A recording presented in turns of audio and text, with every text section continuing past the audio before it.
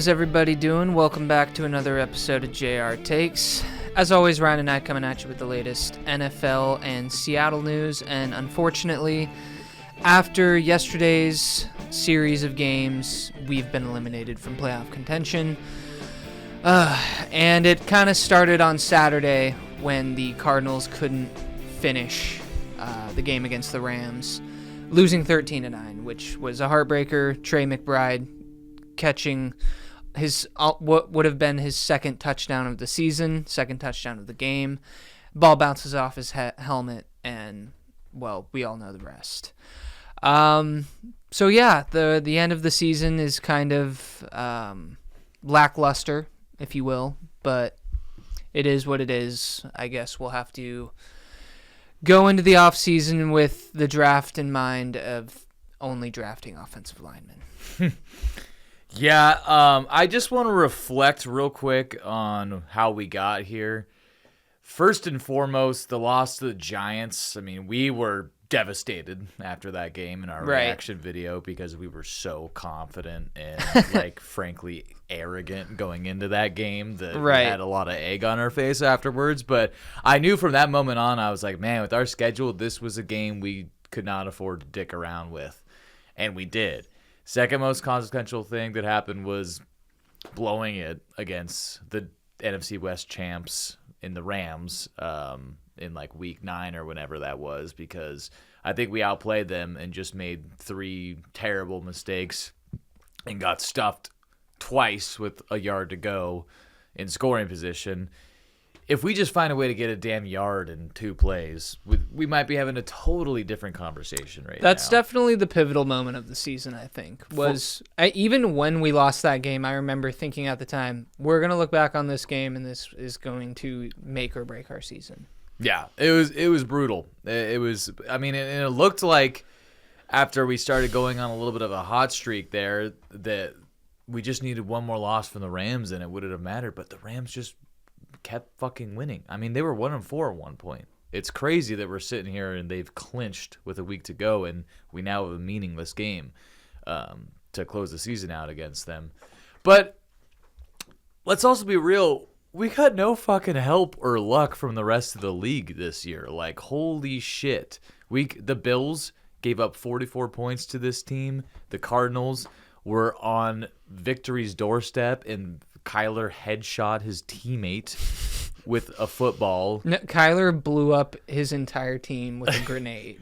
Yeah, and it also took a miraculous diving interception where if his fingertips got to that ball a millisecond later, it would have been an incomplete pass. I know. I was trying to justify all the ways in which that wasn't a caught interception. I was too, but I was watching and I was just like, the ball didn't move. If that was me, I would have been like, I fucking caught that. That's kind of the way I call those as I watch them. But on top of that, the 49ers dropped 3 interceptions against this Rams team when they played a few weeks back.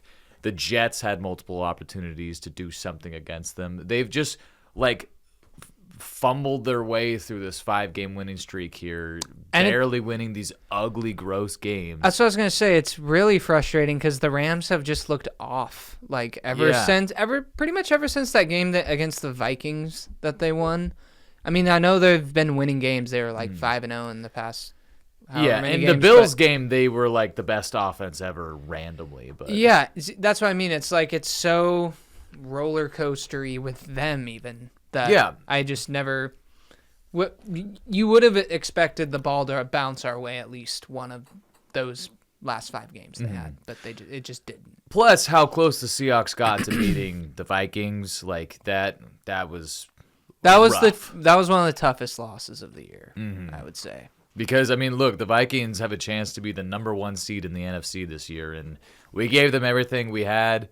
We gave them everything they had. We were winning with less than 5 minutes to go in that game, I believe. So it shows that the gap of things, the amount of things that needed to happen for us to make the playoffs this season is very small compared to how things went. 1 or 2 things needed to go the other way, and we're having a different conversation right now. So to everyone that's looking at this team and being like, we need to get rid of Geno, we need to do blah, blah, blah, blah, like just having these like crazy takes about how things need to be blown up. Like, first of all, the team is 9-7.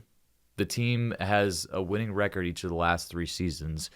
We're not the fucking Jets, okay? We're not the Bears. We're not in a situation where like you got to throw a grenade and this whole staff and restart. Like, I think a few moves could be made in the coaching staff. And, I mean, regardless of what we want or what the team wants to do, I mean, you have some guys like, probably Tyler Lockett might just be done after this season. So there's going to be changes, and there's anticipate many changes coming. But I'm really encouraged by the direction this team is in, and I think we will, even if it wasn't a meaningless game, I think we will beat the Rams this weekend. I think we would have if it was a winner-take-all game, because I just think we're a better team than the Rams. I think they've lived and died off of Matt Stafford's outlier good performances this year, and he's shown for fucking 15 years he's not always that guy. He's just more extreme Derek Carr.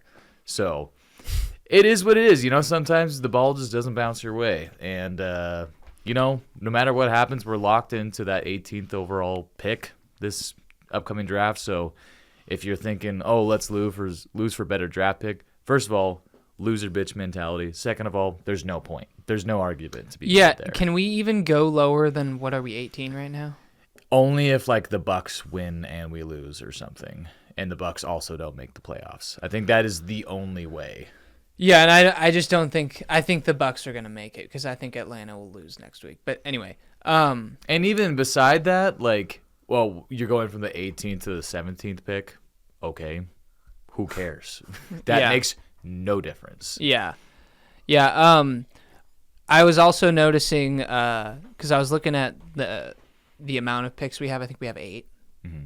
And the Damian Lewis compensation pick is, I think, going to be a 4th rounder. Yeah. That's kind of huge And that's why we made the move for Ernest Jones, who I think we need to extend now because he's been awesome for us. I think he could be the guy, him and Tyrese Knight. They need some backups, but that's something you can address in the middle rounds. Right. And then Kenneth Walker, is his contract... we can at least discuss it this offseason. Yeah, everyone from the 22 class is in that situation. Yeah, and I don't know I feel like I know what your take is on this, but I've just heard, I guess, throughout the Seahawk media grapevine, if you will, that Kenneth Walker, we might not pick up his option or... Thoughts of letting him walk is a possibility. I guess not an option because he's a 2nd-round pick. Yeah. But what do you think about the potential of not re-signing Walker? So first and foremost, I love Kenneth Walker. He's one of my favorite running backs in the league, and I would love for it to work out with him. I think he, imagine him on a team like the Eagles, dude. I think he'd be having a comparable season to what we've seen out of Saquon here. I think he's got that much talent, but behind our line, he's like a Ferrari in a trailer park, He cannot be used properly. And if we just, honestly, I think if we could get something good in a trade for him and just, go with Sharp and Kenny McIntosh and pick another guy this year, this is a really good draft for running backs. It makes more sense to do. I don't want to do it, but I think we should do it. It makes sense. Why?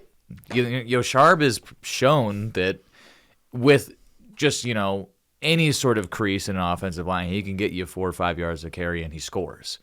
He's not gonna hit the crazy plays that Kenneth Walker can do, but I don't necessarily need that in my offense. It's fun. I also just the way our offensive line is built for Kenneth Walker. Kenneth Walker he's not very durable given the tools we've presented him with to succeed. He can't really stay healthy running behind that O-line. Well, when he's getting hit in the backfield almost every carry, it's he's a shifty guy, he's like a scat back. So That's what, like, imagine him on the Rams, dude. Like, it would be insane. I That would don't be a want to nightmare. imagine that would be horrible. But I'm just saying, like, him in another scheme like that would be a lot more advantageous to his skill set, and it would help me out a lot in fantasy in multiple leagues because I have Sharp and Kenneth Walker. And if they get split up, that makes them both better. Yep.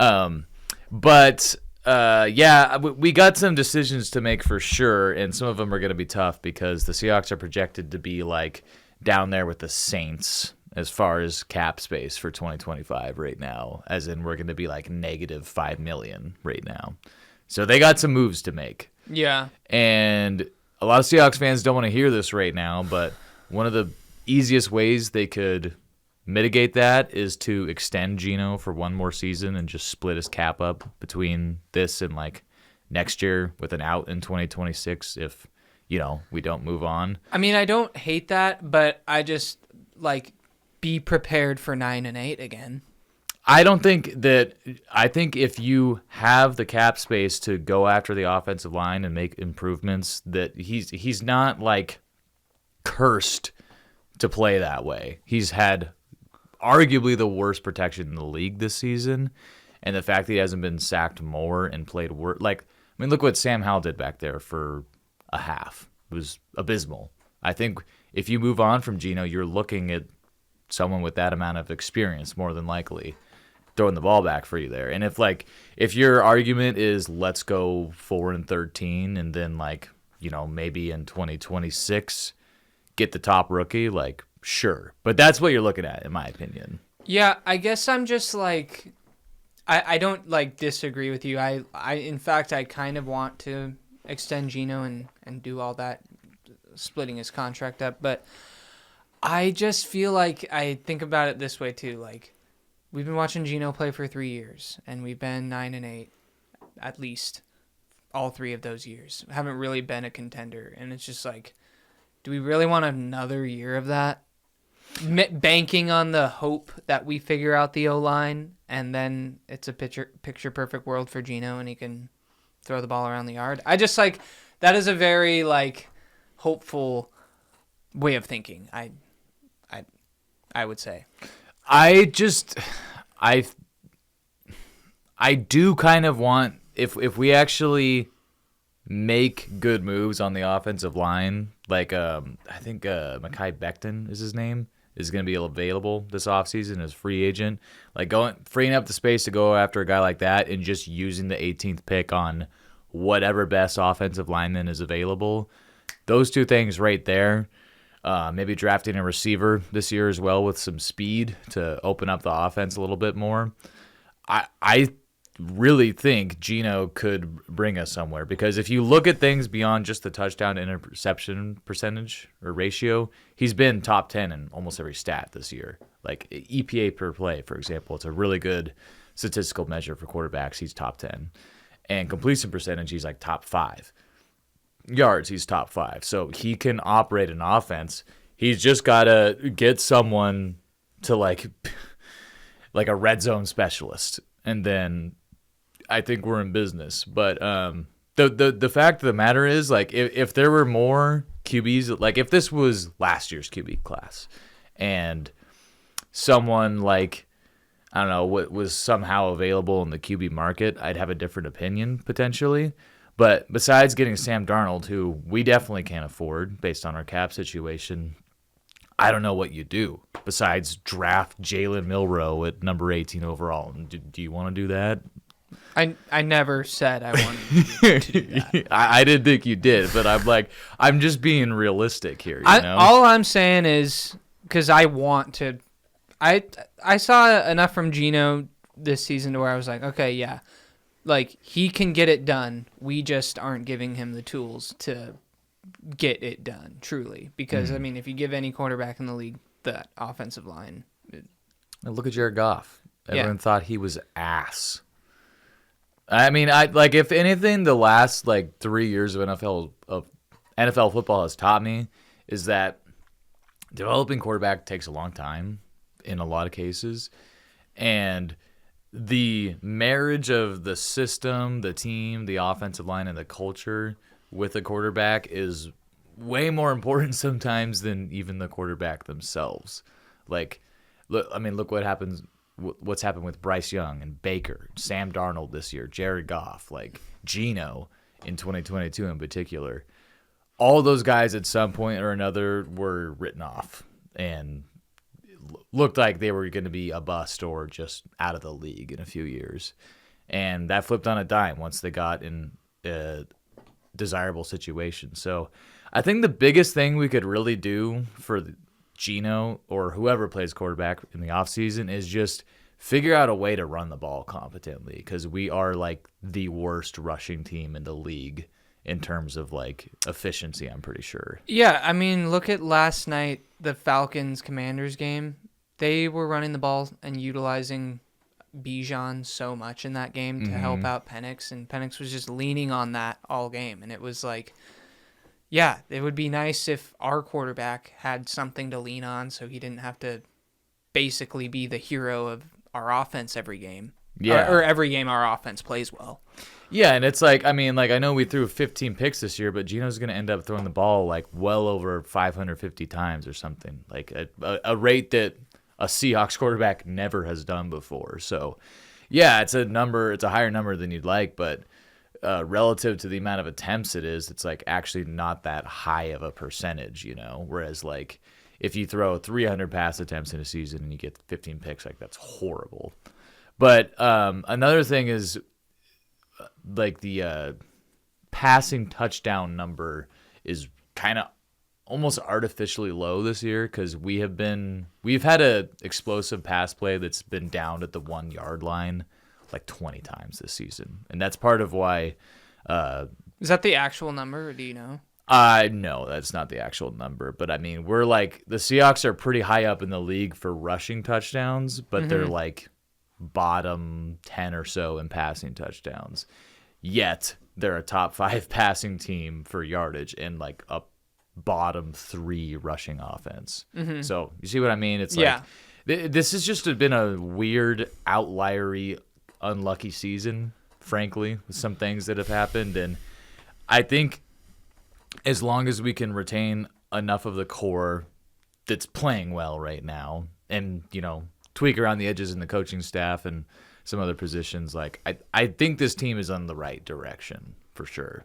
Agreed. So. I'm really looking forward to how we handle the draft, because it's really discouraging that Damian Lewis turned out to be a good player. I know. Like, I thought he just sucked. Honestly, I remember when he was.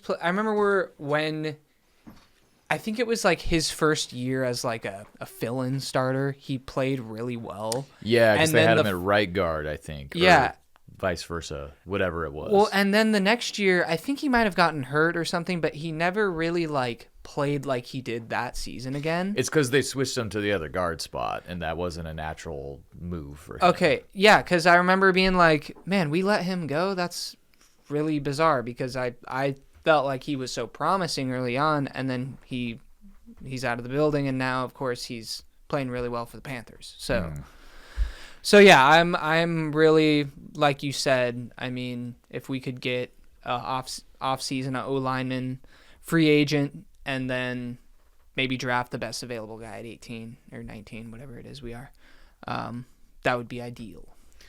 Yeah, and I think there's a number of good receivers in this class too, and I think we really do need to draft one, because I don't know what the future holds for DK, but you know, he's still a relatively in his prime player. He's 27, but we got a few years left on his deal, and one way or another, you got to have some contingency plan there. And also, I would be shocked if Tyler Lockett comes back for another season. If for nothing else, I think he's like our 4th highest paid player, and is going to end up with like 600 yards this season. Like, it doesn't make sense anymore. Did Tyler Lockett catch more than like 20 balls on the season? Yeah.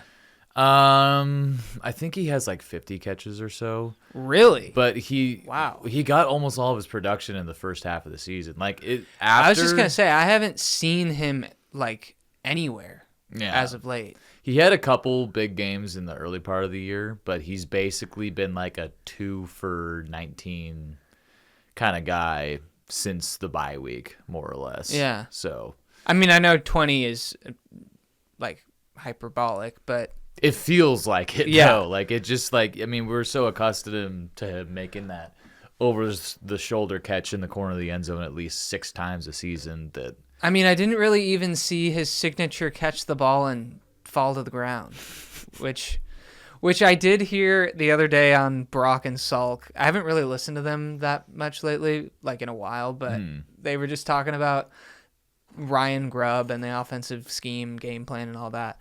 And they brought up a really good point. Like, we were throwing screens to Tyler Lockett, who is like the oldest guy on the team, who falls down after he catches the ball, and we want him to get a bunch of yak. Like, yeah, not that to mention doesn't he make any weighs like sense. 170 pounds or something. Like, Right, so it's just like... he's the smallest, oldest, probably slowest, and least... Definitely slowest. Most, like, contact avoidant of that whole group. Yeah, it just... I feel like he could still outrun Jake Bobo, but... Yeah, probably. Probably just Jake Bobo. But yeah, I just thought about that, and I was like, wow, that's a really good point. I didn't realize the stupidity of those play calls. Yeah, or like, I mean, worst play call of the week last week was the fucking screen to Pharaoh Brown, and Pharaoh Brown immediately fumbled. Like, that guy needs to be on some team's practice squad. Like, have that play to A.J. Barner, you know, if you're going to have a screen to a tight end, him or Right. Noah Fant. Pharaoh Brown is slow and bad. Like, he has no business being schemed up a play like that. I just hate when coaches scheme up plays to, like, third-string players when you have elite skill players on your roster. Yeah, it's like they're trying to, like, galaxy brain their way into fooling the defense, but the defense is like, oh, no, this person's bad, so I'm going to fuck them up. Well, I mean, I don't really even need to make a prediction for the game. I think we'll win, but who cares?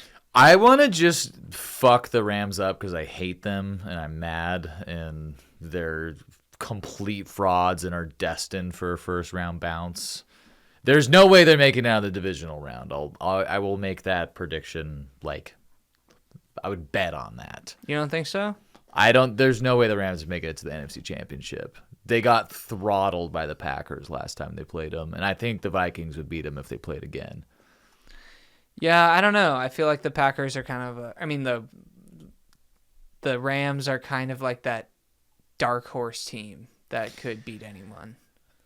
Just because they have Matt Stafford and he's won a Super Bowl and he could turn on the switch. They also just, like, they put up 13 and 12 points against the Cardinals and Hey, I'm not 49ers. saying I trust in them. I'm just saying I could see them doing it.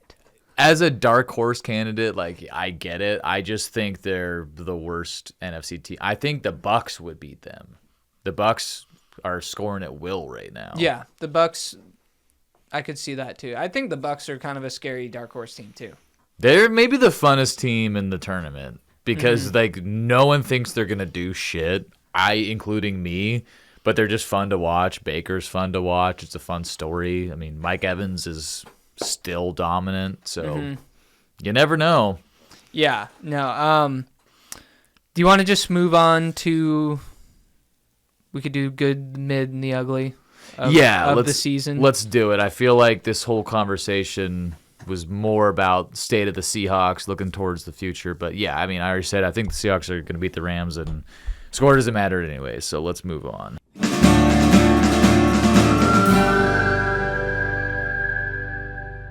Cool. Well, I'll start us off this week with my good. And it's not something I'm happy to talk about.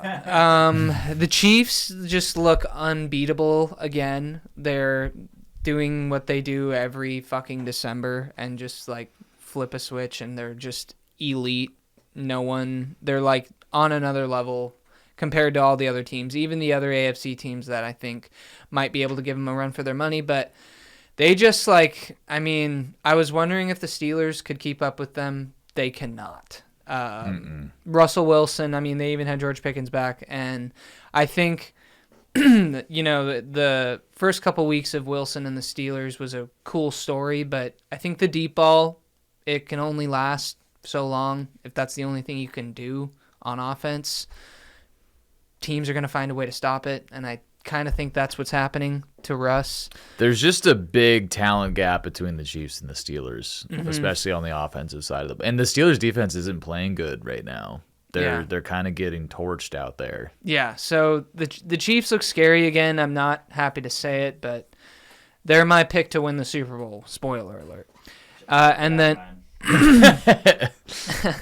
that's not good. I was saying Andy Reid kind of looks like a principal in this photo. He looks like Jake Villers. He sort of does, like yeah. Jay Villers. He looks like he's about to talk to you about your behavior.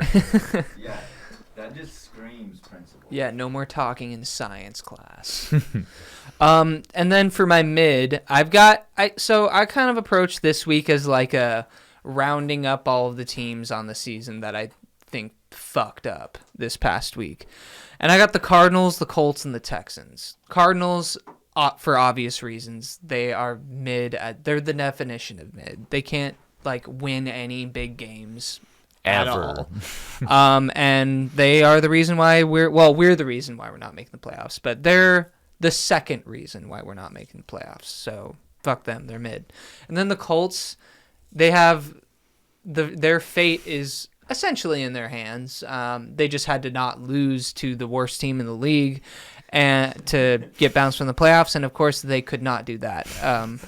And then the Texans, I mean, I said it a couple weeks ago. They were kind of making me nervous based on their offensive line play. I mean, C.J. Stroud has been sacked more times than Geno this season.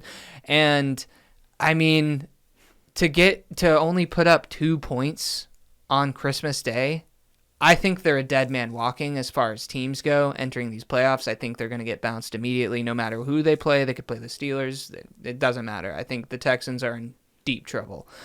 And then those are my mids for the week, just those 3 loser-ass teams that had the chance to do something, and they just fucking dropped the ball. And then my ugly this week, once again, I grouped 3 teams together, and I noticed these 3 teams all had something in common. They all fired their coach mid-season, and that is the Bears, the Jets, and the Saints. Now, the Bears, I think, are probably in the worst. Well, I don't know, because the Bears do have a quarterback, but their whole franchise has just been dysfunction for so long that I just can't really look at them. And I mean, do you think they're going to figure it out and give Caleb a long and successful career in the NFL? I've heard they're maybe looking to hiring old Petey.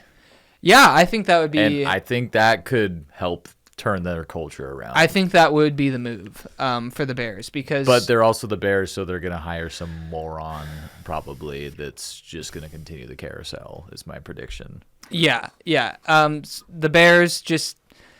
I think this offseason will be big for them as far as their trajectory of where they're headed these next few years. And then the Jets, I mean, they were getting beat, I think, 40-0 by Buffalo at one point on Sunday.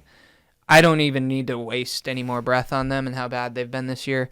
And then the Saints are kind of weird because, I feel like they play well in certain spots, and then they just get their ass kicked at home by the Oakland Raiders and Aiden O'Connell.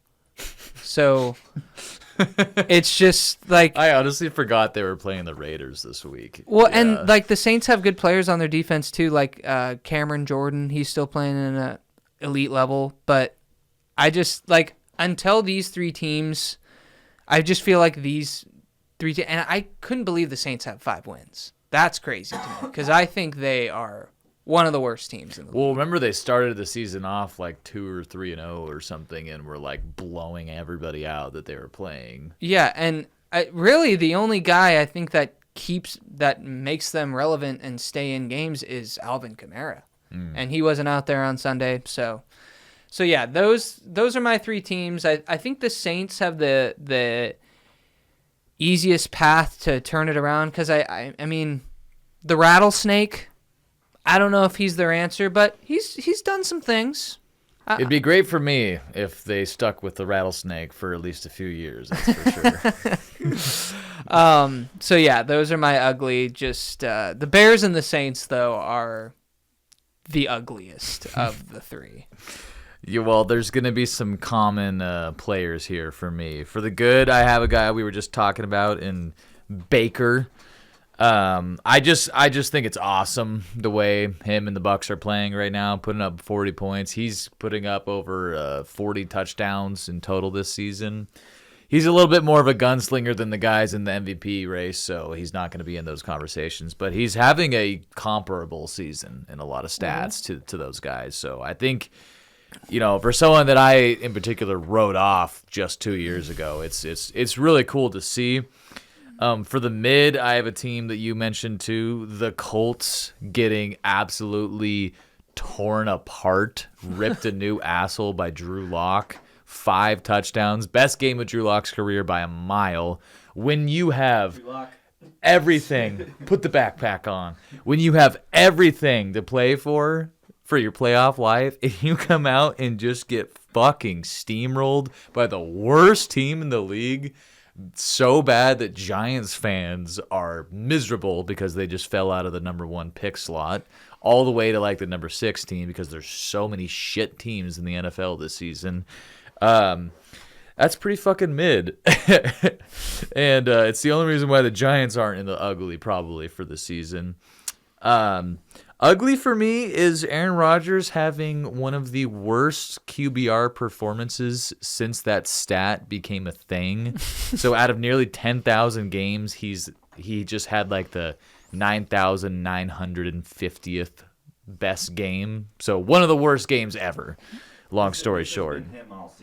This has been him all season. And this is him, and then he gets up and yells at a teammate and says it's your fault. Like, he is, washed, playing bad, and takes no accountability. Like, what a terrible way for this guy's career to end. After, I haven't liked him since the failed Mary game, I'll be honest. Mm-hmm. But I've always thought he's, I thought peak Rodgers was the best quarterback I've ever watched.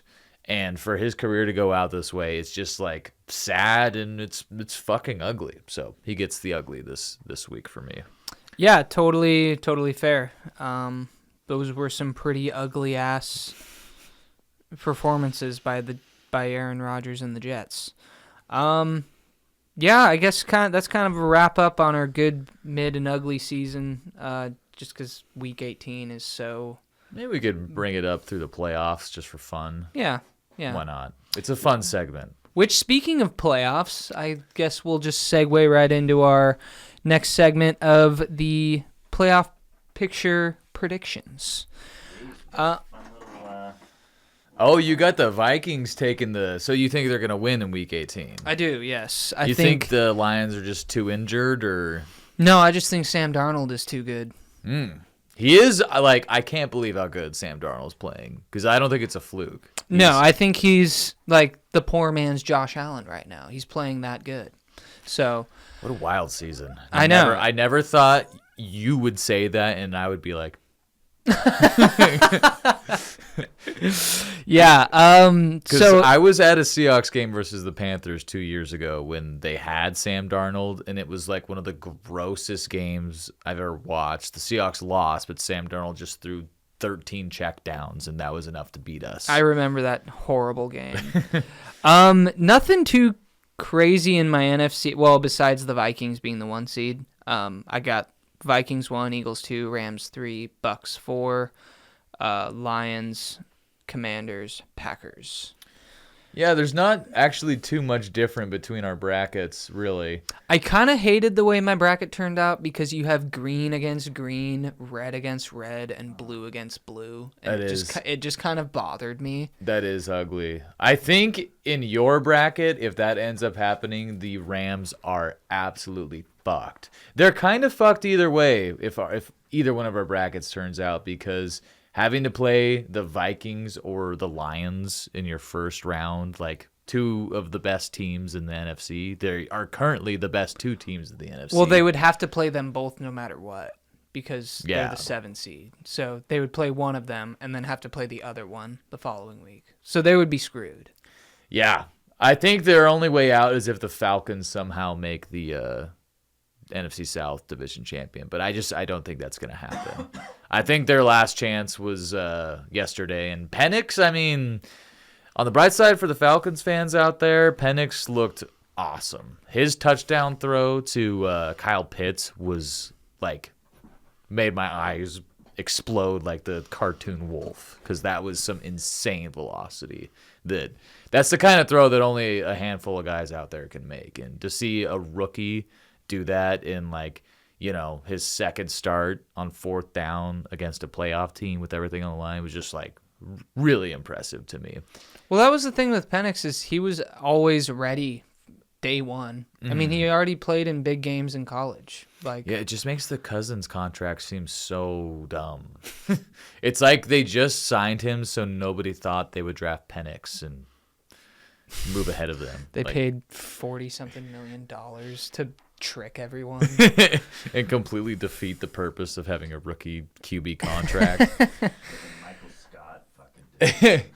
But on the other side of the bracket, it looks like you got the Bengals sneaking in, which I believe would involve them beating the Steelers and the Jets beating the Dolphins this week and the Broncos losing to the Chiefs. Yeah, I don't know if it's necessarily going to happen. It's just something I want to happen.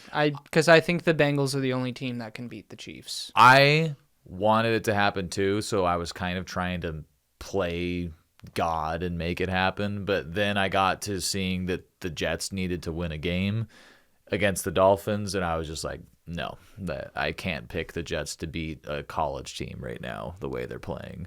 So, is the game in New York or in Miami? It's in New York.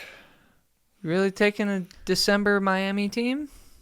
I mean, I would pick the Giants over the Jets right now. That's where I'm at. Yeah, well, you with took them. the Colts defense to play well against the Giants. I forgot to bring that up in my fucking mid segment. Fuck you, the Colts. You guys almost cost me 2 championships. It's not going to end up mattering, but like, holy shit, you just needed to not give me -3 points against the worst team in the league. I mean, it might matter if Sam Laporta gets however many points tonight, but if the point differential is 3. Yeah, if he gets 7 points tonight, I'm going to be so sad. Because I dropped the good defense I had for the Colts defense, and if I just had started no one, it would have been better than doing that. But it's really funny. The sleeper account on Twitter was posting a bunch of shit about the Colts, and so many people were commenting like, they lost me a fucking championship for like $1,000 on the line. So I know a lot of people had the same thought because it worked so well the week before. Yeah. It looks like the main thing would be the Chargers playing the Texans in your bracket as opposed to the Ravens for me. I think in my bracket, the Steelers move on. I think in yours, they probably don't. I think the Texans are fucked no matter what. And Bengals and Bills, like, man, can you imagine being the Bills this year and having to play the Bengals first round of playoffs? Like, I would not feel confident. Like, no, that would suck. I would like if I were to bet on that game, I'd bet the Bengals because they've feel like they just similar to the Chiefs. They just kind of have this mode where they can turn on and play with anybody. And Joe Burrow, I mean, if the Bengals were, if they had a couple more wins, he'd probably have my MVP vote right now. He's played the best quarterback job this season, I think. I think the Ravens are a real wild card. I'm not taking them to make it all the way to the Super Bowl this year, but them and the Chargers round 1 would be an interesting game to me because the Chargers, they got a good defense, and my boy Ladd's been going off for Herbie. He's been fully loaded, so that'd be a good matchup. I feel like the Ravens, they're such a wild card because they're so good, but Lamar Jackson has never played well in the playoffs. Yeah. So he's a big reason why they didn't go to the Super Bowl last year. Yeah. So I think the Ravens, it'll all be up to whether or not Lamar can finally play well. Well, and now looking at this, like with my matchup against Jaron, I have Jared Goff and he has Brock Purdy. And like the Lions have a lot to play for this week and next because they want that first seed.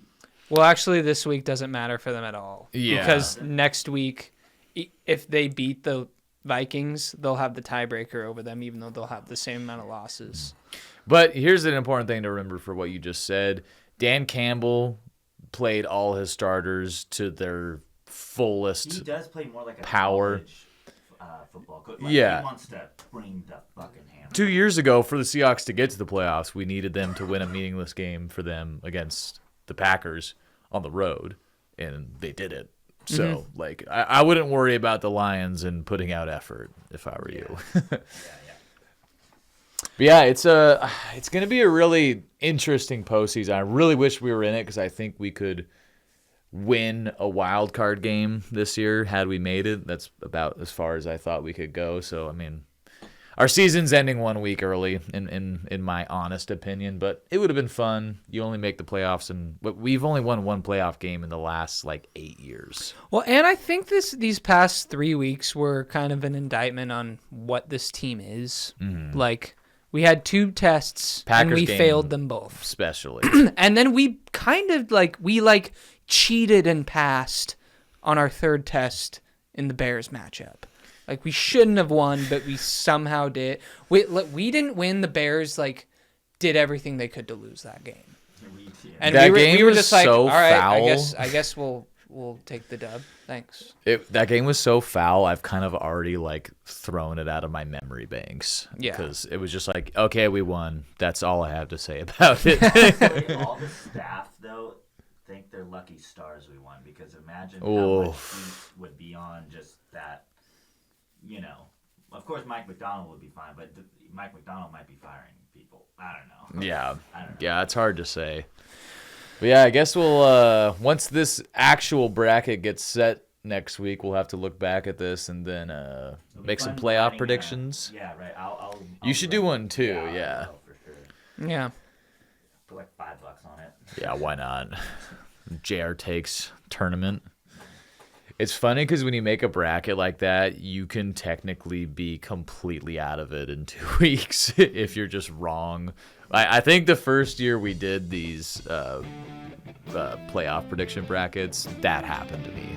Everything I thought was going to happen was wrong by divisional round. Yeah, I remember I had the Bengals-Packers. And the Bengals did go to the Super Bowl, which was crazy. But then the Packers got immediately beat by the Niners. I think I had the Bengals losing immediately or something. To the Raiders? Yeah. We might have to revisit that or something. I think we had it on the podcast, but that was back before we had video, so who knows. Yeah. All right. Well, thanks for listening, guys, and we'll pick this up next week. Yep. See you next time.